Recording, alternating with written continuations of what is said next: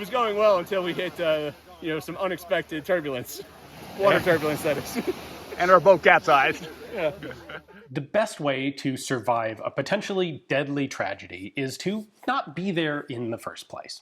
And you may very well think to yourself, that's great for you to say. Can you see the future or what? How do you know not to be somewhere in advance before anything bad's happened? Well, the answer is you have a little voice in your head that sometimes tells you something just doesn't necessarily feel right. And the point that I want to make in today's video is that sometimes you really need to pay attention to that voice. Frankly, you always need to pay attention to that voice, but sometimes that voice is right and you should heed what it says, even in the face of what I recognize is a tremendous amount of often unconscious social pressure to just go along with the group and don't make a scene and don't make a fuss. And yet, sometimes not making a scene or not making a fuss, but sometimes standing up, listening to that voice, and opting out of something can make a huge difference, can be, frankly, the difference between life and death. Now, the story that I'm going to give you today isn't quite one of life and death, because nobody actually died. We had one person who got hurt, not seriously injured, but one person got hurt. But it was extremely lucky, and there was a huge potential for everybody in this group to have perished in this event. So what am I talking about? Well, a couple of years ago, I had the opportunity to visit Guadalcanal in the Solomon Islands to do a battlefield tour of the island. Of course, if you're not familiar with World War II, this was essentially the first major U.S. step in the offensive against Japan in the Pacific theater. The U.S. Marines landed on Guadalcanal in 1942, and there were months of fighting on the island. And unlike most Pacific Island battlefields, Guadalcanal, much of it exists in the same state that it was during the battle. Most of these island battlefields are either totally inaccessible or the battle sites themselves have been built over as cities and towns grow. Anyway, my trip to Guadalcanal was fantastic. It was an incredible experience. I treasure the memories from it, and it was just amazing to be able to go. There was one incident that voice in the back of my head spoke up, and I heeded it. And most of the time, if you're not sure about something, you're like, well, it'll probably be fine. Most of the time it is fine. And it's very rare, I think, that we get the confirmation of, I decided not to go there, and then something really bad happened, and I wasn't there. And that's what I had occur to me on this Guadalcanal trip. So one of the days that, well, 2 of the days that we were on Guadalcanal, the plan was to take a boats over to the island of Tulagi, Tanambogo, and Gavutu. These are across Iron Bottom Sound from Guadalcanal. They're about a 20-mile boat ride away, and there were some Japanese naval bases on these little islands. There's some really cool stuff to see there. And the plan was we're going to go over, because it is a relatively long trip and we want to make the most of it, we'll spend the night over on Tulagi, or actually just on Florida Island, which is just near Tulagi, and then come back the next day. So in the morning, everybody packed up an overnight bag of just a few things, left the hotel, and we went down to the dock to get on our boat over to Tulagi. And that's when that voice in my head spoke up, because the boat that we had for about 20 people was pretty darn small. This is a 20-mile voyage across literally what is called Iron Bottom Sound because of the number of ships that sank in it. Now, granted, they sank due to combat activity, not because of bad weather or the Bermuda Triangle or something. But we're getting on this boat, and it just doesn't seem like a great idea to me. This is open ocean we're going to be crossing. I've seen the waves in the afternoons getting relatively high. The gunnels on this boat don't look all that tall, and to top it off, there are a grand total of 2 life jackets available. There's 2 crew, and I don't remember the exact number, about somewhere between 15 and 20 of us tourists. 2 life jackets. And I'm uncomfortable, I'm hanging back, and I'm one of the last people to actually step onto the boat. And before we actually cast off, I listened to that little voice, and I'm thinking, this is how people die. You go into remote places with little infrastructure, not a lot of opportunity, there's not a lot of infrastructure out there to rescue you if something goes wrong. And then they get into a subpar boat, and then tragedy happens. And so I quietly grabbed our tour leader and I said, look, I don't want to make a scene. I don't want to cause any problems. Our hotel's just down the road. I'm going to grab a taxi and go back to the hotel. I'm going to hang out there. I'll sip a Mai Tai by the pool, by the beach, by the ocean, maybe do a little bit of souvenir shopping at the little market. You guys, like, do your thing. I don't want to cause problems, but I'm going to go back to the hotel and I'm going to sit this one out because I just don't feel comfortable about this. And much to my immediate chagrin, our tour leader spoke up and announced this to the whole boat and said, hey, Ian's not comfortable with this. He's going to head back to the hotel. Does anyone want to go with him? And in retrospect, I'm glad that he said this. I'm glad he actually announced it. I initially just like, I'm just going to sneak off the boat. I don't want to make a scene that's embarrassing enough already. But when he told everyone, two of the other guys on the boat immediately like hands up in the air like, yeah, we want off too. These are two guys who clearly had the same gut feeling that I did, but weren't willing to be the first person to say something. They didn't want to be the only person to step off the boat. And that's the big takeaway here for me, just to interject the end for a bit. If you feel like that, be willing to be the first person to say something or the only person to say something. I'm not saying you have to like make a scene, but be willing to stand up for that voice in your head that says, this isn't a good place to be. So 3 of us get off the boat. We cram ourselves into a rather tiny Solomon Islands taxi. We go back to the hotel. We have a nice relaxing day. Meanwhile, the rest of the group goes over. They get to Tulagi without incident. They have a great day on Tulagi, and then the weather is starting to get a little bit bad in the afternoon, and they decide to leave to head over to Florida Island, where they're going to stay for the night at, it was some sort of hostel or hotel. Honestly, I don't remember the exact details because I wasn't there.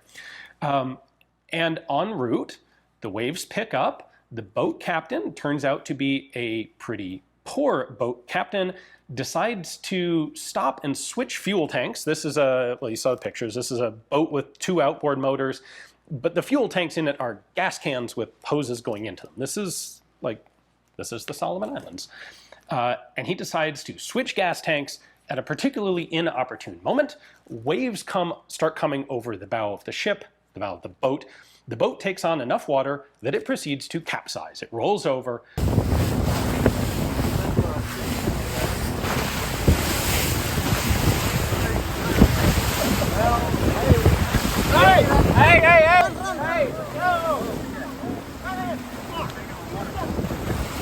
A couple of the guys are actually briefly stuck underneath the boat. Fortunately, everyone gets out. And they're now swimming in the Pacific Ocean.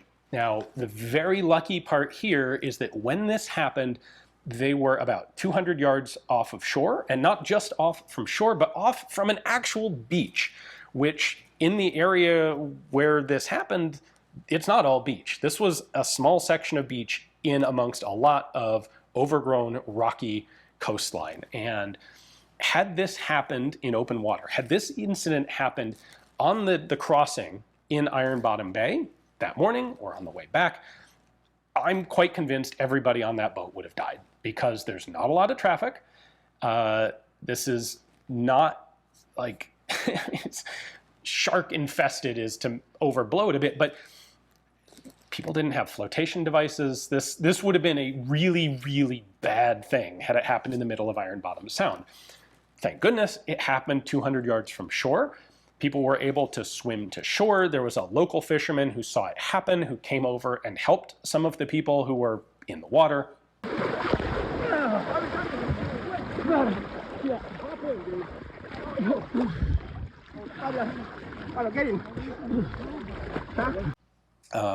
And ultimately, the guys ended up spending the night with a local family at their home on Florida Island. Incredibly generous family.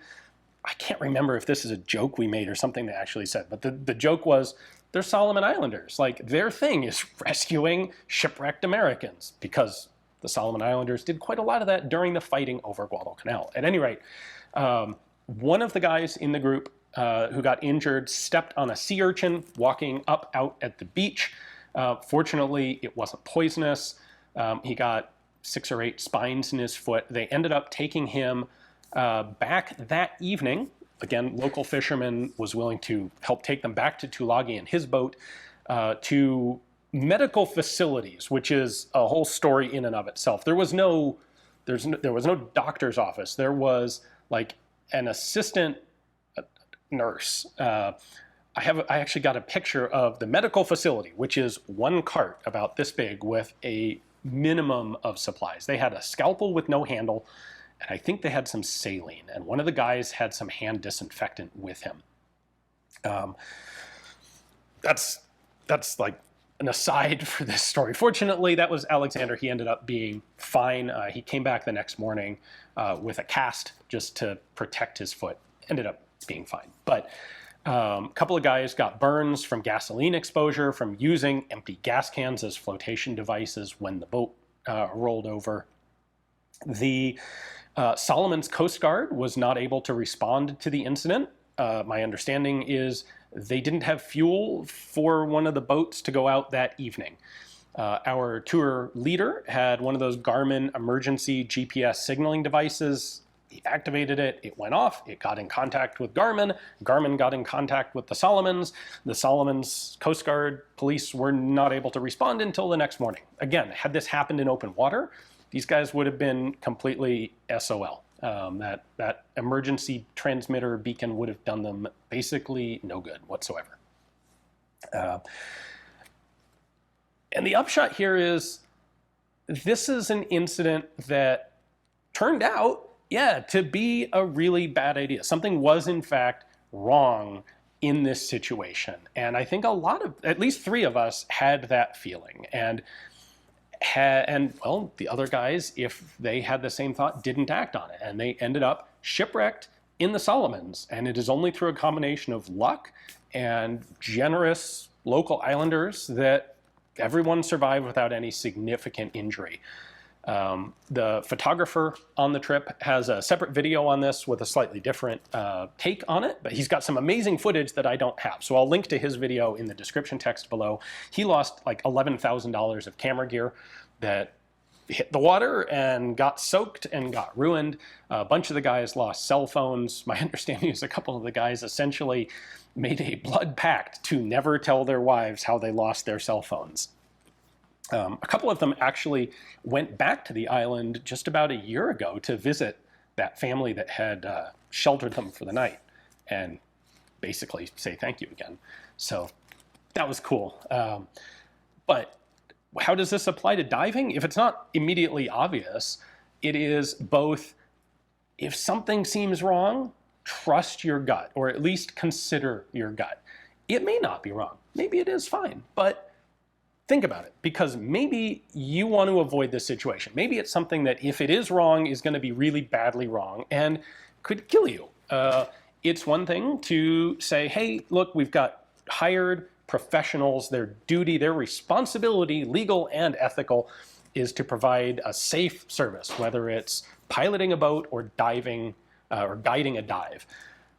But if something goes really bad and you end up seriously injured or killed, are you really going to be happy that you're in the right philosophically, that it wasn't your fault, it was that guy's fault because his responsibility was to provide a safe service and he didn't, and yet here you are with injury, permanent injury, dead? You're probably not going to be happy about being right if you're dead.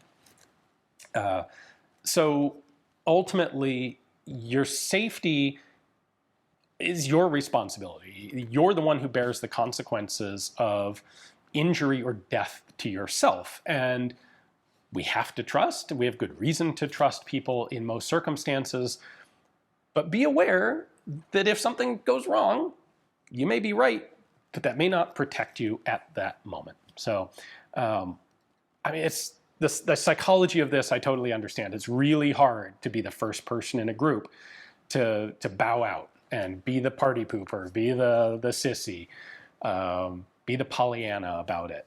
And yet, sometimes you really want to. So, like I said, I'll link to Neal's video. He's the photographer. He's got some really cool footage because he was there. It is, as a little bit of an epilogue, it's kind of weird to me.